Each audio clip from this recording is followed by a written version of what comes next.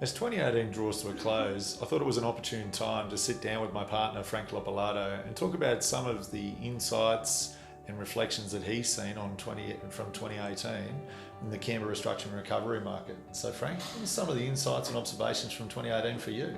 I've seen probably more directed penalty notices from the Australian Taxation Office. So as the level of the debt increases, the ATA, as part of a mechanism of collecting debt, is issuing directed penalty notice, and that the ATO probably reacts in doing that is probably the directors are not probably responding to ATO, Not engaging with the ATO. Not responding to probably letters or phone calls. So the last resort for the ATO is issue this directed penalty notice. What we find is that we get a call from the director closely to once the 21 days expires to say how can I solve this problem. So normally what happens in this situation, they're forced to probably appoint a liquidator and a voluntary administrator in order to avoid that personal liability. So my advice to people is to basically react. If you've got an ATO debt, is probably react to that earlier, work out why the debt to the ATO is increasing, because there might be a fundamental problem with how you're operating, how you're charging. So you've got to look at why this is happening.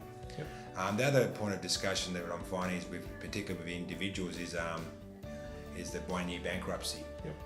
They're saying, when is it coming into play? So they're holding off in making the decision to go bankrupt, because at the moment bankruptcy is for 3 years. They're waiting for this legislation to come into play. I went to a congress last week whereby there's potentially 10 parliamentary sittings at the moment that are before the next federal election, and you'll find that probably this legislation won't get passed. Okay. In 2019. To 2019, so we're looking at 2020. Okay. So my takeaway on that is, for people that are facing financial individual personal debt, is to probably start the clock, make the decision. If you're going to go bankrupt, do it now rather than put it off for another year or 2 years, because really if you're putting it off, you could potentially be out of bankruptcy by the time it comes into play. Yeah, and the other thing is probably the emotional strain and the emotional stress that we see as well. And we find a lot of individuals are not opening up the mail. Yeah, they're avoiding. It's difficult. They're not taking that phone call. They're always conscious of that, and that takes a lot of energy. Yep. And you have that heavy feeling. So in terms of your personal life, there's a lot of stress unnecessarily. Yeah, good point. For you. Good point. What about you, John? What are you saying? I know you've been involved in a lot of matters that are kind of taking a lot of time. What are your points at the moment? I think the two key ones that we're seeing all the time, Frank, to be honest, are one, poor record keeping, and that obviously has flow-on effects to the inability to make timely and accurate decisions, but also recovering your debtors, getting cash flow through the door, and making sure that you've got your finger on the pulse, knowing which costs might be out of control.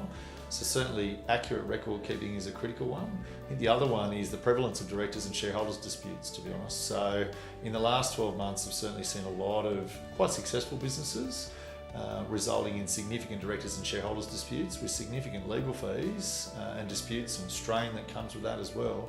And primarily it's as a consequence of either no directors and shareholders agreements being put in place in the beginning, or the directors and shareholders agreements just not being followed. So I think my two key observations for 2018 are make sure that the books and records are accurate, they're up to date, and allow you to make informed decisions and get those agreements in place up front in the beginning.